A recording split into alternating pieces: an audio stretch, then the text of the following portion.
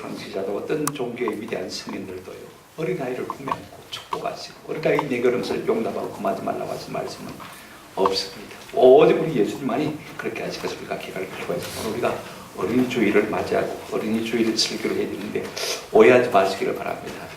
저는요 참 감사한 것이 아마 오늘 본문으로 어린이 주일날 설교하는 목사가 대한민국 아니라 전 세계도 없을 것이라는 생각을 하게 되었습니다. 어린이 주일이라는 것도 알고 그렇죠?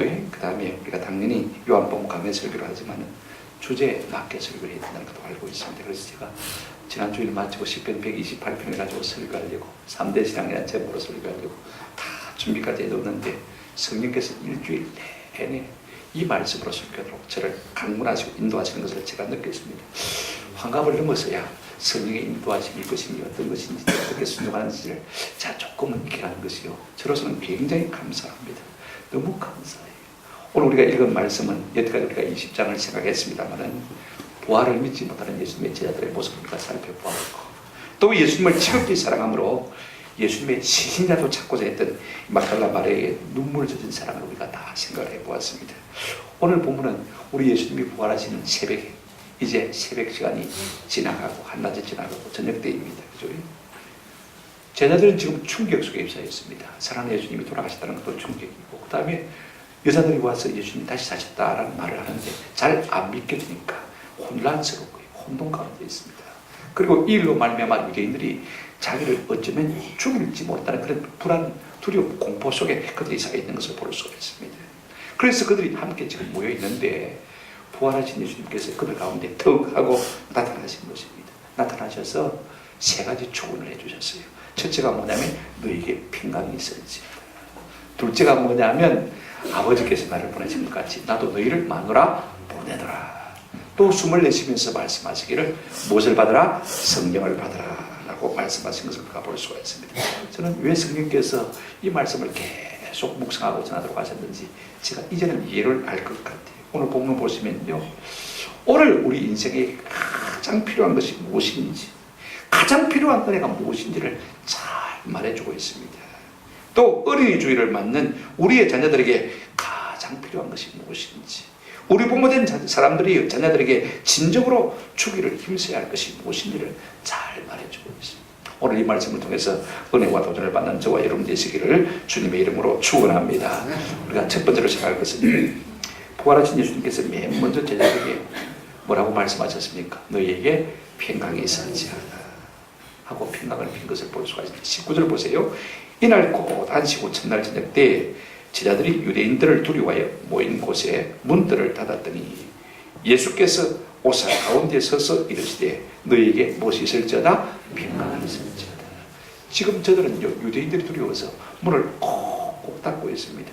저들에게 가장 필요한 것이 무엇이겠습니까? 불안이 아니라 뭐예요? 평강인 것을 볼 수가 있습니다. 그래서 21절에도 너희에게 평강이 있을지어다, 26절에도 너희에게 평강이 있을지어다.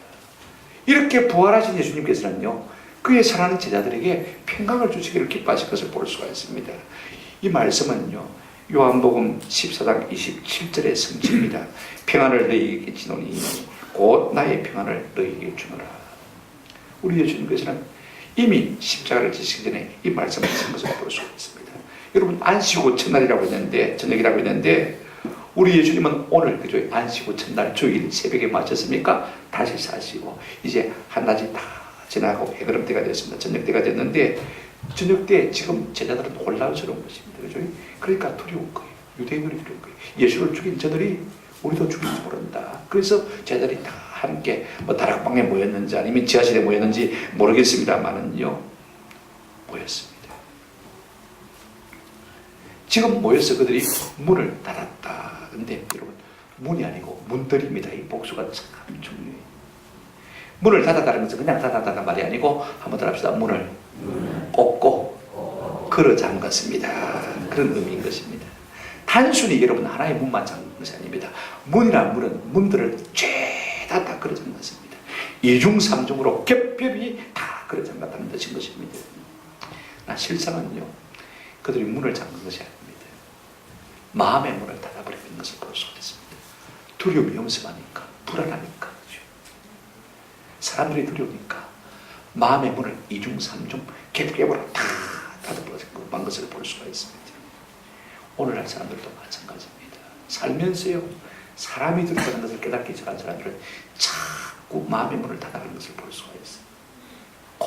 꼭 닫았던 것을 봅니다. 그래서 여러분들 자폐라고 하지 않습니까? 이게 심해지면 자폐증이 될 수 있겠죠. 오늘날 많은 사람들이요, 이와 같은 정신을 가지고 사는 사람들이 얼마나 많은지 모릅니다. 근데 여러분, 그런 상황 가운데서 예수님께서 더가니 한가운데 갑자기 나타나신 거예요. 문을 두드리는 소리도 없었고, 문을 여는 소리도 없었고, 그죠? 누군가 나가서 문을 열어줄 사람도 아무도 없습니다. 두려워서 여러분, 지금 정적이 고요히 흐르고 있는 그 방 가운데 우리 예수님께서 턱하니 서신 것을 볼 수가 있습니다.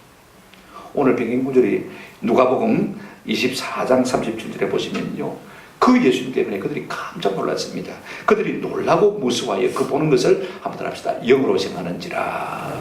점잖게 말해서 영이지만은요, 우리가 보통 하는 말로 말하면 무슨 말입니까? 귀신으로 생각했다, 그 말인 거지. 그래서 질겁을 한 거지. 누가복음 기사를 조금 더 읽어보면 누가복음 24장 38절 39절입니다. 예수께서 이르시되 어째여 두려워하며 어째여 마음에 의심이 일어났느냐. 내 손과 발을 보고 나인 줄 알라. 또 나를 만져보라. 영은 살과 뼈가 없으되 너희 보는 바와 같이 나는 마느니라 있느니라 라고 말씀하신 것을 볼 수가 있습니다. 놀라고 두려워하는 제자들에게 그들을 진정시키면서 하신 말씀이 나를 만져봐라. 귀신은 살과 뼈가 없지 않느냐. 그러나 나는 살과 뼈가 있다. 그래서 이 말씀을 우리가 20절과 연결시켜서 읽었으면 자연스럽게 이해가 되었죠. 20절에 뭐라고 했습니까? 이 말씀을 하시고 손과 옆구리를 마시니 보이시니 제자들이 주를 보고 마더라 기뻐하더라. 자연스럽게 연결되지 않습니까? 그렇다면 우리 예수님께서 지금 제자들이 모인 곳에 들어오실 때 그냥 문을 두드려가서 누군가 문을 열어 좀 들어가시면 되는데 왜 갑자기 그들 가운데 나타나신 것입니까? 우리 예수님은요, 옛날에 부활하시기 전과 부활하시기 위해 다른 몸을 가지고 계신 것을 볼 수가 있습니다. 그렇다고 해서 살과 피가 없다는 말이 아닙니다. 그죠? 육체를 가지셨지만은요, 시공을 초월하는 부활하신 영체를 가지신 것을 우리가 본문을 통해서 기억할 수 있는 것입니다. 그 부활하신 예수님께서 오늘 그 불안에 들고 있는 제자들에게 나타나셔서 하신 첫 마디가 뭐예요? 한번 합시다. 너희에게 평강이 있을지어다. 여러분, 사망의 권세를 이기신 분만이요, 이 말씀하실 수가 있는 것을 볼 수가 있습니다. 오늘 이 말씀 속에서 무엇을 느낄 수 있냐면요, 우리 인생에게 가장 필수 요소는 무엇이냐? 이 땅을 살아가는 인간에게 있어서 가장 중요한 것이 무엇일까? 저는 평강이라고 생각합니다. 우리 예수님께서 그래서 저들 가운데 평강을 선포하신 것을 볼 수가 있습니다. 지금 저들은 사람들이 두려운 것입니다. 다른 말로 말하면 불안합니다. 왜 인생이 불안한 것입니까? 우리가 이사야를 보게 되어지면 두 군데나 그렇게 말하고 있습니다. 48장 22절, 57장 21절에도 내 하나님의 말씀에 한번 따라합시다. 악인에게는 평안이 없다 하셨느니라. 여러분, 죄 있는 인생은 평강이 없습니다. 사도 바울 로마서 3장 10절 이하에 뭐라고 말씀하고 있습니까? 의인은 없나니 곧 하나도 없다고 말씀하시고, 모든 사람이 죄 가운데 있는 것을 말하면서 결국 결론적으로 뭐라고 말하고 있냐면 이렇게 말하고 있는 것을 볼 수가 있습니다. 평강의 길을 알지 못하고. 한번 합시다. 인생은 평강의 길을 알지 못합니다. 이것이 죄 아래 있는 인생의 모습인 것입니다. 그래서 우리 하나님은요, 우리 인생에게 얼마나 평강을 주시려고 하는지 몰라요. 우리가 이미 수요일 날 생각했습니다만은 민수기 6장 24절부터 26절 보시면 하나님께서 모세들 아론에게 제사장들에게 이 축도를 가르쳐주라고 했습니다. 그 축도의 내용이 무엇입니까? 자, 24절부터 제가 읽어드릴게요. 여호와는 내게 복을 주시고 너를 지키시기로 원하며, 그 다음에 여호와는 그 얼굴을 내게로 하인데사 뭐 주시기로 원하며? 은혜 베푸시기를 원하며. 그 다음 말씀이 참 중요합니다. 같이 읽어줄까요? 시작. 여호와는 그 얼굴을 내게로 하여 드사 평강 주시기를 원합니다. 하나님이 우리 인생에 주시기를 간절히 원하시는 것이 뭐냐? 하나님 자신의 평강을 우리 가운데 주시기 원하는 것을 볼 수가 있습니다. 여러분, 사도도 마찬가지예요. 여러분, 사도 바울 사도가 편지를 쓸 때마다 보십시오. 로마서를 쓸 때, 고린도전서를 쓸 때, 에베소, 빌립보서, 그 다음에 골로새서를 쓸 때, 인사할 때마다 은혜와 평강이 너희에게 있을지어다. 은혜와 평강을 빈 것을 볼 수가 있습니다. 그래서 데살로니가후서 3장 16절에 보시면 바울은 이렇게 말하고 있습니다. 평강의 주께서 친히 때마다 일마다 너희에게 평강 주시고, 뭘 주시고요? 평강 주시고, 주께서 너희 모든 사람과 함께 하시기를 원하노라 라고 말한 것을 볼 수가 있습니다. 우리 주님이 그토록 우리 가운데 주시기를 원하시는 것이 무엇입니까? 평강. 왜? 인생에게 평강이 없기 때문에 그렇습니다. 오늘 우리는 늘 불안에 들지 않습니까? 그죠? 여러분 내 마음에 평강이 있으면요 돈 있어도 아무 의미가 없습니다. 맞습니까? 내 속에 불안이 있는데 많은 돈을 가지고 있는데 무슨 의미가 있습니까? 아무리 건강해 있어도요 마음이 불안하면 병든 사람입니다. 맞습니까? 오늘날 사람들은 육체는 건강하지만요 마음에 평강이 없어서 불안하고 마음의 병을 가지고 있는 사람들이 얼마나 많은지 모르겠어요. 여기서 우리가 생각할 수 있는 것은요 우리 인생에게 가장 필요한 것이 무엇이라고요? 평강인 것입니다. 우리 어른들 부모에게도 마음의 평강이 필요하지만요 특별히 우리의 자녀들에게도 마음의 평강이 얼마나 필요한지 모릅니다. 여러분 자녀에게 평강한 부모가 존재하는 것인데 함께 있다는 것이 평강입니다. 제자들에게 평강은 무엇입니까? 죽으시고 다시 사신 예수님이 그들과 함께 있다는 것이 무엇입니까? 평강인 것입니다. 함께 있음 이것이 곧 평강인 것을 볼 수가 있습니다. 여러분 부모님들은요 가난한 자녀들과 많이 오랜 시간을 가져주는 것은 참 좋습니다. 돈 그거 버느라고요 자꾸 자녀들을 방치하면 자녀들이 마음에 상처를 입고 불안하니까 자꾸 마음에 심령이 약해지는 것을 우리가 볼 수가 있습니다. 여러분 우리의 심령이 무엇으로 강해지는지 압니까? 디모데전서 2장 1절을 보게 되시면 사도 바울은 영적인 아들 디모데에게 이렇게 말하고 있습니다. 내 아들아 그러므로 그리스도 예수 안에 있는 은혜 가운데 싸움 따릅시다. 강하고 은혜는 여러분 원인입니다. 결과는 뭐냐면 평강인데요. 은혜가 오면 평강이 따라오게 되어 있습니다. 평강이 따라오면 한번 합시다. 심령이 강해집니다. 오늘 우리의 인생의 문제가 뭔지 아세요? 오늘 시대를 살아가는 자녀들의 문제가 뭔지 아세요? 고난을 경험하지 못하는 것입니다.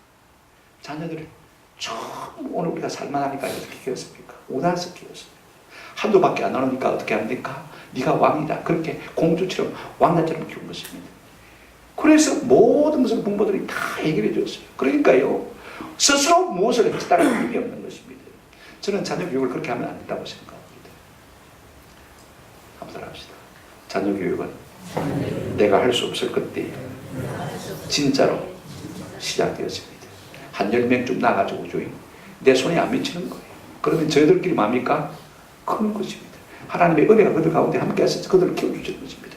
여러분 내가 할 수 있다고 생각하고 내가 내 힘과 내 능력으로 자녀를 키우려니까 자녀가 뭐가 되집니까? 우상이 되는 거예요. 그래서 죽을 때까지 AS를 해줘야 되는 그와 같은 나약한 심령으로 만들 수밖에 없는 것입니다. 그래서 심령이 강하더라고요. 그래서 작은 일에도요 자녀들의 마음이 쉽게 무너지는 것을 볼 수가 있습니다. 무슨 조그만 어려움을 만나도 낙심하고 좌절하고 실망하는 것을 볼 수가 있습니다. 조그만 압력도 견뎌내지 못하는 것을 볼 수가 있습니다. 우리 시대보다도 훨씬 약한 세대가요 오늘 우리의 자녀 세대인 것입니다. 왜냐하면 고난을 모르고 살았거든요. 자기만 알고 사니까 말입니다. 그럴 수밖에 없는 것입니다. 그런가 하면 그들이 처한 환경은요 훨씬 더 우리가 살아온 환경보다 악합니다. 여러분 손바닥 안에 의의 교사가 있는 것이 아니라 악한 교사가 있습니다. 그게 뭔지 아세요? 여러분들 스마트폰, 휴대폰 이 속에 모든 죄가 다 들어있어요. 내 눈이 원하는 대로 다 마음껏 볼 수가 있습니다. 여러분 가상현실이라는 거요 별로 좋지를 못합니다. 요즘 아이들은요 가상현실과 현실 세계를 분간을 못해요. 내가 꿈 속에 있는 것인지 영화 속에 있는 것인지 분간을 못하니까요 그것이 현실 세계에서 적응이 안 되죠. 여러분 책상 앞에 뭐가 있습니까? 선한 교사가 있는 것이 아니라 악한 교사가 있습니다. 컴퓨터 보세요. 열면요 내 육체가 원하는 거 다 뭐든지 얻을 수가 있어요. 여러분 학교는 더 이상 선을 가르치는 학교가 아닙니다. 동성애를 지지하는 하나님의 존재를 완전히 무시해버렸습니다. 여러분 세상은요 스스로 존재하는 것처럼 그렇게 착각합니다. 여러분 창조주를 들었을 자리가 없습니다. 하나님이 들었을 자리가 없는 것이 오늘 자녀들이 공부하는 학교 교육의 환경인 것입니다. 도처에 악한 사상들이 불쑥불쑥 튀어나옵니다. 악한 사람들이 튀어나옵니다. 여러분 한번 생각해 보십시오. 오늘 우리의 마음속에 하나님이 없는데 어떻게 우리가 평안을 누리며 맛볼 수가 있겠습니까? 그러니 다 이시도 불안하고 두려운 것이 오늘날 세계인 것입니다. 우리의 자녀들의 마음인 것입니다. 그래서 자꾸 한 사람 두 사람씩 사람에게 상처를 받고 세상에 상처를 받으면 받을수록 마음의 문을 걸어잠그는 것을 볼 수가 있습니다. 그래서 자폐 현상이 생기는 것을 우리가 볼 수가 있지 않습니까?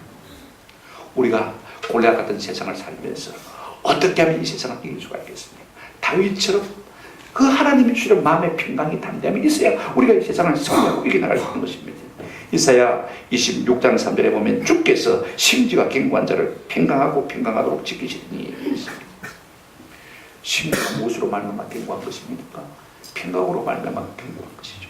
그런 사람은요 점점 평강이 되어지는 것을 볼 수가 있습니다. 여러분 다윗은 골리앗을 만나서도 뭐라고 했습니까? 10편 18편 29절에 보니까 내가 주를 의뢰하고 적군을 향해 달리며 내 하나님을 의지하고 담을 뛰어납니다. 여러분 다윗이 왕이라고 해서 목숨이 10개입니까? 그래서 1개 정도는 죽어도 괜찮습니까? 다시 살 수 있습니까? 그런 건 아닙니다.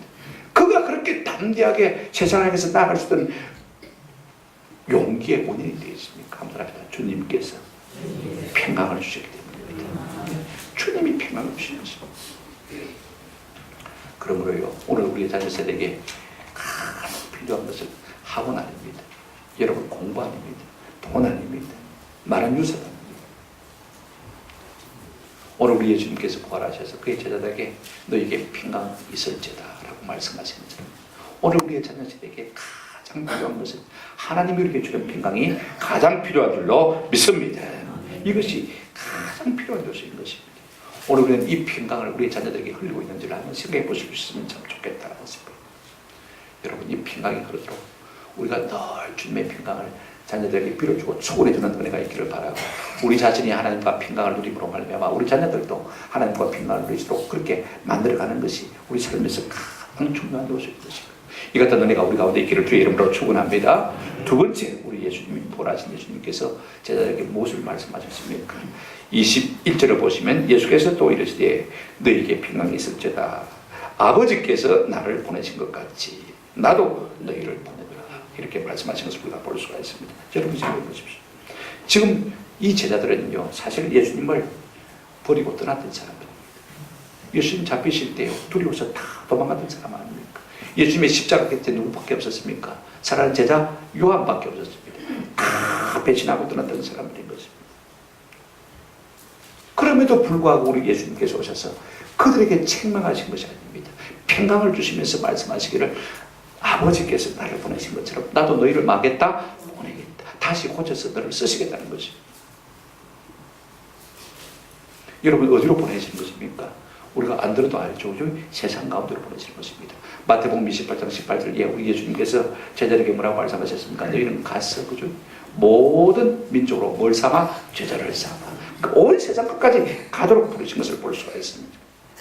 여러분 파송의 첫째 전제 조건은요 평강입니다. 자기 마음속에 평강이 없는 사람이요 세상 가운데 가서 무슨 일을 할 수 있습니까? 없습니다. 오히려 평강이 없는 사람은요 어디를 가든지 분열만 일으키는 것을 볼 수가 있습니다. 오히려 모든 분위기를 다 깨뜨리는 것을 볼 수가 있습니다. 진땅 싸움만 만들어내는 것을 볼 수가 있습니다. 그러므로 누가 세상 가운데로 나가야 되는 사람입니까? 자신이 하나님과 화목하고 자신과 화목하고 온 이웃과 더불어 화목한 사람만이요 온 세상 가운데 나가서 진정한 주님의 평안을 이 세상 가운데 전할 수가 있는 것입니다. 우리 하나님께서 보내신 것처럼 나도 너희를 보낸다라고 말씀하셨습니다. 여러분 우리 하나님께서 예수님을 뭐 때문에 이 땅에 보내셨습니까? 우리 예수님 스스로 그렇게 말씀하셨어요. 누가복음 4장 43절에 보니까 예수께서 이르시되 내가 다른 동네에서도 하나님 나라의 복음을 전하여 하리니 한번 합시다. 나는 이 일을 위하여 보내심을 받았노라. 하나님께서 아들을 보내신 이유는 무엇입니까? 복음을 전하도록 하십니다. 그 다음에 요한일서를 우리가 보시면요 두 번째 이렇게 말하고 있습니다. 하나님의 사랑이 우리에게 이렇게 나타나신 바 되었으니 하나님이 자기의 독생자를 세상에 마시면 보내심은 그 다음 말이 중요합니다. 같이 한번 읽어보십시다. 시작. 그로 말미암아 우리를 살리려 하셨습니다. 예수님이 땅에 오신 두 가지 목적 딱 두 가지 있습니다. 한번 합시다. 복음 전파, 사람 살림. 예. 우리가 진짜로 주님에게 보냄을 받은 사람은 복음을 전파, 사람을 살리는 일에 힘쓸 수밖에 없는 것입니다. 혹 우리가요 자꾸 사람 죽인 일에 쓰임받으면 안 됩니다. 그죠? 우리가 뭘 하든지 사람을 살리기 위해 쓰임받아요. 제가 말씀을 드리고 싶은 것은요 우리 예수님은 부족한 제자들이지만 그를 고쳐서 세상 가운데 보내시고 파송하시게 되신 것을 볼 수가 있습니다. 여러분 소명과 사명은요 동전의 양면과 같은 것입니다. 소명이 원인이라면 사명은 결과입니다. 한번 합시다. 소명, 사명. 아까 은혜가 원인이고 그 다음에 평강이 뭐라고 했습니까? 결과라고 그랬죠. 하나님의 부르심이 있으면요 반드시 보내심이 있는 것이고 오늘 우리 자녀들에게도 일깨워줘야 될 것이 무엇이냐면 사명입니다.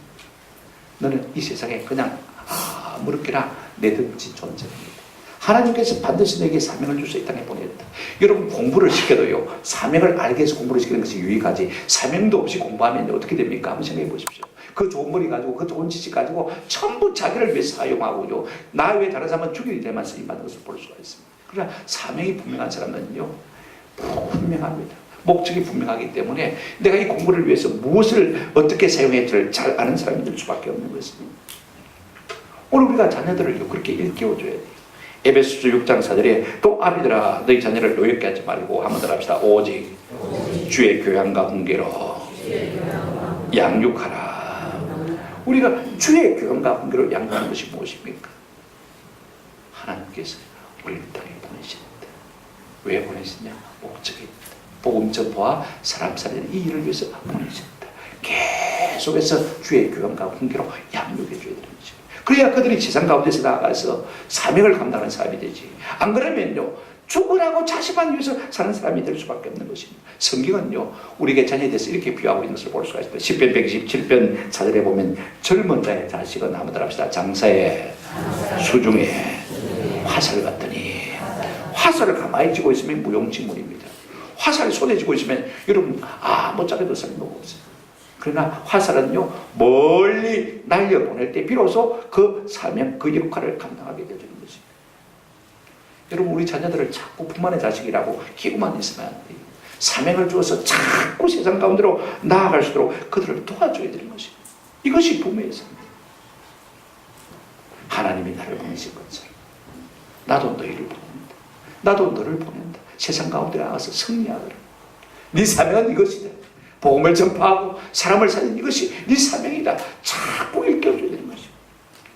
오늘 우리가 60을 살고 70을 살고, 저는 그래요. 요즘 와서 인생을 살아야 돼. 그래서 지금은 1분 1초가 너무 소중합니다.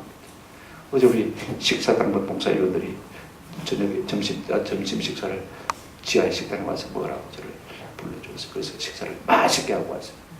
맛있게 하고 왔으니까 보답을 해야 돼요. 급이라도 한 잔 끼려도 되겠는데 마음의 갈등이 심해요. 지금 1분이 급한데 커피를 끓여준 게 올랴, 준비하는 일을 하는 것이 올랴, 마음의 갈등이 있어요. 아이고, 점심시간이고 앉아서 한 시간 더 앉을 많이 졸릴 텐데 잠시 커피를 끓이자. 그래서 커피를 끓여서 내려보내드렸더니 안 드시더라고. 보니까 괜찮은 커피인데 제가 마음이 그래요. 요즘 항상 물어봐요. 하나님 앞에 이게 옳냐, 여러분을 위하는 일을 하고 싶습니다. 그러나 제가 부름받은 사명이 급하기 때문에 그 일을 위해서 항상 싸우는 거죠. 여러분, 사명이 있는 사람은요, 세월을 허송하지 않습니다. 사명이 있는 자녀들은요, 세월을 허송하지 않을 수 있는 은혜를 누리게 될 줄로 믿습니다. 그러니까 우리가 사명을 분명히 심어줘. 공부만 시킨다고 되는 것이 아닙니다. 사명을 일깨워 줘야 그 사명을 따라서 공부가 유익하게 되는 것입니다. 세 번째 부활하신 우리 예수님께서는요, 제자들에게 뭘 받으라고 했습니까? 성령을 받으라. 내 앞에 본문을 보시기 바랍니다. 22절에 보시면 이 말씀을 하시고 그들을 하여 마시며 숨을 내쉬며 이러시되 성령을 받으라. 우리 예수님께서는 한 동작과 한 말씀하신 것을 볼 수가 있습니다. 한 동작이 뭐죠? 숨을 내쉬고 그 다음에 마시라고요? 성령을 받으라 라고 말씀하신 것을 볼 수가 있습니다. 숨도 내쉬고 뭐도 하시고요? 성령도 받으라 말씀도 하신 것을 볼 수가 있습니다. 여러분, 제스처도 하고 그 다음에 말씀도 하면 그건 뭐 하는 것입니까? 강조하는 것 아닙니까? 그죠? 한번 생각해 보십시오. 우리 예수님께서, 부활하신 예수님께서는요, 제자들에게 성령을 주시기를 기뻐하신 것을 볼 수가 있어요. 이것은 무엇을 의미하는 것입니까? 요한복음 14장 16절 18절 말씀, 이 말씀의 예언의 성취입니다. 내가 너를 고아같이 버리지 않고 내가 너를 보내주겠다. 성령을 보내주겠다. 약속하신 그대로 성령 주시기를 기뻐하시는 것을 볼 수가 있습니다. 무엇 때문에 우리 예수님은 제자들에게 숨을 오 내쉬는 것입니까? 창세기 2장 7절에 보시면 우리 하나님께서 사람을 흙으로 빚어 만드시고, 그죠? 뭐라고 했습니까? 여호와 하나님이 땅의 흙으로 사람을 찌시고 생기를 그 코에 불어 넣으시니 사람이 뭐가 됐습니까? 생명이 된 것을 볼 수가 있습니다. 여러분, 성령을 불어 넣으시다는 것은요, 인간의 육체이기 때문에, 그죠? 육은 육이고 영은 영이지 않습니까? 성령을 부어주셔서 새 사람으로 거듭나게 하시려는 우리 예수님의 의도인 것을 우리가 볼 수가 있습니다. 저는 우리 모두가 예수님의 손길로 말미암아 새로운 생명이 우리 가운데 성장하고 자라가는 놀라운 역사가 있기를 주의 이름으로 축원합니다. 제가 육적인 목회를 많이 했다 하는 생각을 참 많이 하게 됐죠. 이제는 영적인 목회가 참 필요해요. 그래야 사람이 사는 거예요. 아멘. 네. 살리는 것은 무엇이라고 했습니까? 영이니 성령이. 육은 뭐라고 했습니까? 무익하다. 오늘 우리가 하나님의 성령으로 말미암아 사는 역사의 있기를 주의 이름으로 축원합니다. 성령은 무엇 때문에 부어주시기를 원하시는 것입니까? 지금 우리 예수님은 이제 부활하시고 그죠? 40일 동안 땅에 계시다가 어떻게 하실 것입니까? 성천하시고 하늘로 올라가실 것입니다. 그러면 육체로는 부재하게 되었습니다. 그 대신에 우리 예수님이 약속하신 대로 뭘 보내주시겠다고요? 성령을 보내주겠다. 위로하시고 함께 하시기 위해서 성령을 주시겠다고 약속하시고 성령을 받으라고 말씀하고 있는 것을 볼 수가 있습니다. 그래서 볼지어다 내가 세상 끝날까지 너희와 항상 함께 있으리라. 이 약속을 어떻게 이룰 수가 있습니까? 성천하시잖아요. 그죠? 그런데 주 예수 그리스도의 영을 우리 가운데 보내주셔서 영원토록 내가 너희와 함께 하게 하시겠다. 그리고 또 하나 있습니다.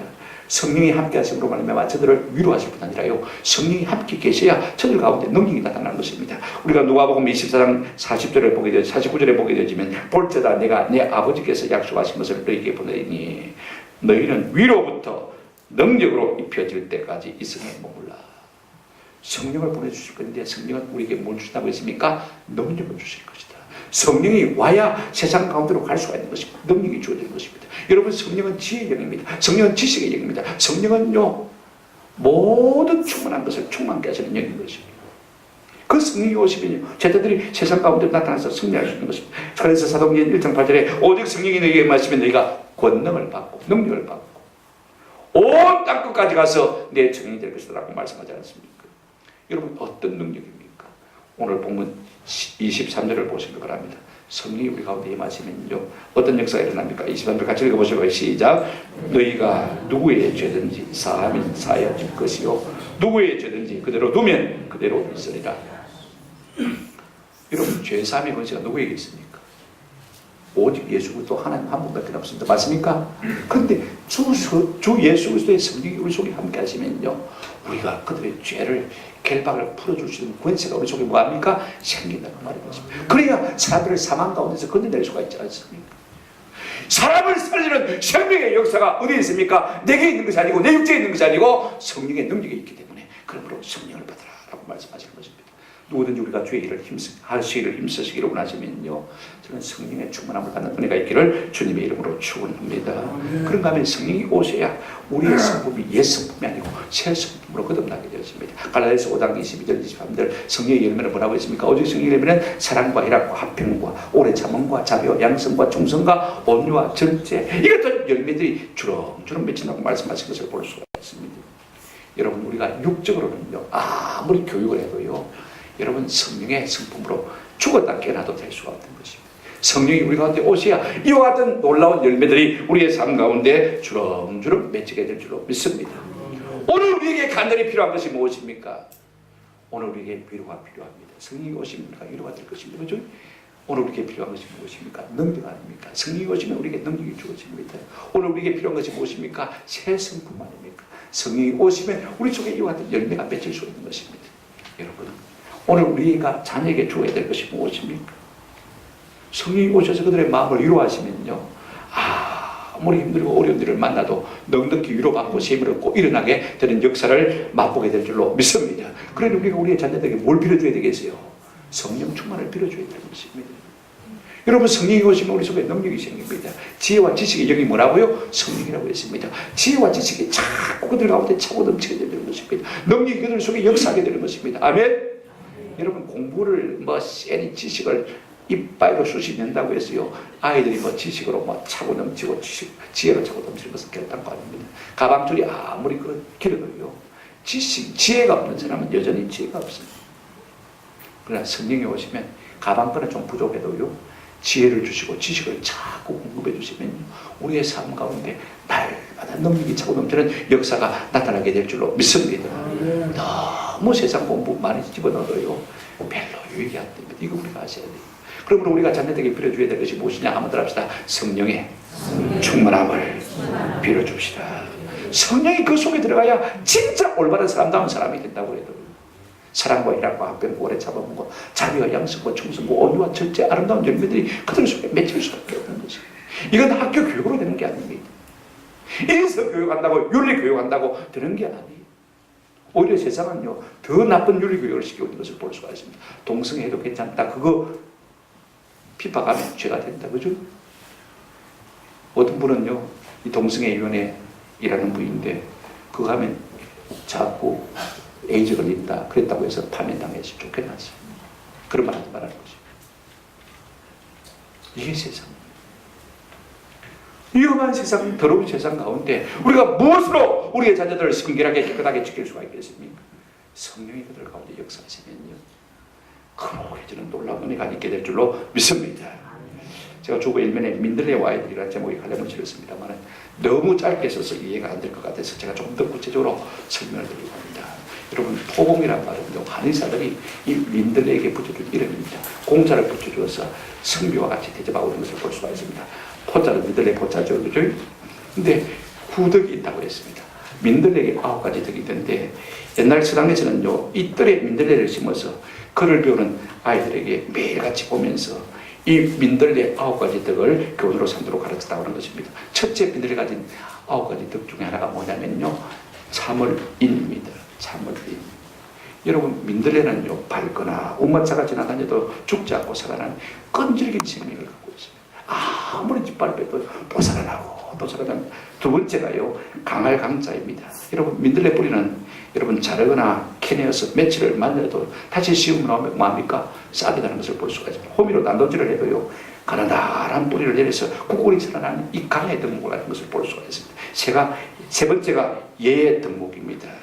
여러분 민들레가 꽃대가 올라옵니다만은요 민들레는 그 꽃대가 져야 다음 꽃대가 올라옵니다. 경쟁하지 않습니다. 먼저 올라온 꽃대가 져야 또다시 뭡니까? 다시 다른 꽃대를 피워오르는 것을 볼 수가 있습니다. 앞서지 않습니다.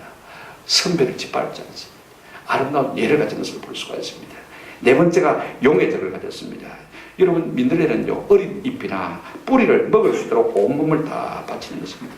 유용한 존재라고 말인 것입니다. 그래서 누구든지 쉽게 사용할 수 있는 용한 존재가 민들레라는 것입니다. 여러분 이것만 생각해도요 민들레가 굉장히 필요한 그죠? 괜찮은 존재 아닙니까? 다섯째가 뭐냐면 정정자입니다. 사랑할 정자죠. 민들레는 봄에 가장 먼저 꽃을 피우고요 꽃에는 꿀이 많아서 벌과 나비를 불러 모는 이 정의 덕목을 가지고 있다는 것입니다. 먼저 꽃을 피워가지고 그죠? 벌과 나비를 불러들여서 그들에게 먹이를 제공하는 사랑의 정을 가지고 있다는 것을 볼 수가 있습니다. 그런가 하면요 여섯째가 사랑할 자자입니다. 자비의 덕을 가졌다는 말입니다. 여러분 민들레는 잎과 줄기를 자라면요 흰 젖이 흘러나오지 않습니까? 그죠? 이걸 상처에 바르면 약이 되어서 상처가 아무는 것을 우리가 볼 수가 있습니다. 그러니까 사랑을 주는 자자 이렇게 자의 덕목을 가지고 있습니다. 일곱째가 효도할 효자입니다. 여러분 민들레 뿌리는요 소중한 약재로 사용합니다. 다려서 부모님에게 드리면요 검은 흰머리도 검게 변한다고 하는 것입니다. 젊어진다는 것입니다. 그죠? 그래서 효도할 효의 덕목을 가지고 있다. 여덟째가 어지린 자입니다. 민들레는 자기 몸을 찢었어요. 모든 종기에 아주 유용한 접을 주는 것을 볼 수가 있습니다. 자기 몸을 희생시켰어요. 그래서 인의 덕목을 가지고 있는 것을 볼 수가 있습니다. 마지막 아홉째가 용감할 용자입니다. 용의 덕을 가지고 있습니다. 민들레는 꽃이 피고 질 때 씨앗은 바람을 타고 멀리 날아갔어요. 어디를 가든지 풍만치 않습니다. 돌밭이라든지 심지어는요 콘크리트, 아스팔트 틈새 그죠? 거기 들어가도 민들레는 뭐합니까? 꽃을 피우지 않습니까? 시멘트와 시멘트 틈, 조그마한 틈이 있어도 거기에 씨가 뿌려지면 거기서도 꽃을 피우는 아주 놀라운 존재인 것을 볼 수가 있습니다. 스스로 번성해서 융성하고 그죠? 자수성가를 뜻하는 용의 덕목을 가지고 있는 것을 볼 수가 있습니다. 그러면 옛날 어른들은요 이 민들레 꽃 하나를 보고도 거기서 많은 교훈을 하는 것을 볼 수가 있습니다. 저는 그래서 어떤 면에서는요 성령의 사람이 된다는 것 우리가 민들레 같은 자녀가 된다는 것이 참 얼마나 중요할까. 우리가 하나님 우리 자녀들이 민들레와 같은 자녀들이 되게 해주십시오. 이렇게 기도해도 괜찮을 것 같고요 성령의 사람이 되게 해주십시오. 그렇게 기도해도 괜찮을 것 같습니다. 말씀을 맺습니다. 부활하신 우리 예수님께서는 제자들에게 가장 필요한 세 가지를 추구해 주신 것을 볼 수가 있습니다. 평강이 없는 그들에게 말쩌다 너에게 평강이 있을지어다 라고 말씀하셨습니다. 이미 고장난 그들입니다. 그렇죠?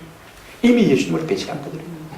실패한 그들입니다. 그럼에도 불구하고 고쳐서 다시 서지기 위해서 아버지께서 나를 보내신 것 같이 나도 너희를 마누라 보내노라. 사명을 주시는 것을 볼 수가 있습니다. 여러분, 오늘 우리 부모들이 우리의 자녀들에게 평강을 주고 사명을 주는 부모들이 되시기를 주의 이름으로 축원합니다. 그러나 그것만으로 부족합니다. 이 험한 세상 우리가 승리하려면 어떻게 됩니까? 우리와 영원토록 세상과 날까지 함께 하시는 뭐가 같이 계셔야 됩니까? 성령님이 같이 계셔야 됩니다. 그래서 우리 예수님께서는 이 제자들에게 성령을 받으라 라고 말씀하신 것을 볼 수가 있습니다. 성령이 임하면 우리 가운데 위로가 임하고, 성령이 임하면요 우리 가운데 능력이 임하고, 성령이 우리 가운데 오시면요 우리 가운데 아름다운 성품의 열매를 맺게 될 줄로 믿습니다. 우리의 자녀들 속에 성령으로 말미암아 그들이 위로를 받고, 성령으로 말미암아 그들 가운데 능력이 생겨나고, 성령으로 말미암아 아름다운 덕목을 갖추는 놀라운 은혜가 있기를 주의 이름으로 축원합니다. 우리 자신도 마찬가지입니다만 이 세 가지가 얼마나 중요한지 모릅니다. 우리가 자녀를 위해서 기도할 때마다 막연하게 그저 이 땅의 부귀와 성공과 명예를 위해서 기도하지 말고, 주님, 우리의 자녀들에게 주님의 평강을 주십시오. 우리의 자녀들에게 주님의 사명을 주십시오. 우리의 자녀들에게 주님의 성령을 부어주십시오. 이 같은 기도를 끊지 않고 우리의 자녀들이 이로 말미암아 험한 세상 가운데서 승리하며 살아가는 놀라운 은혜가 있게 되기를 주님의 이름으로 축원합니다. 아멘.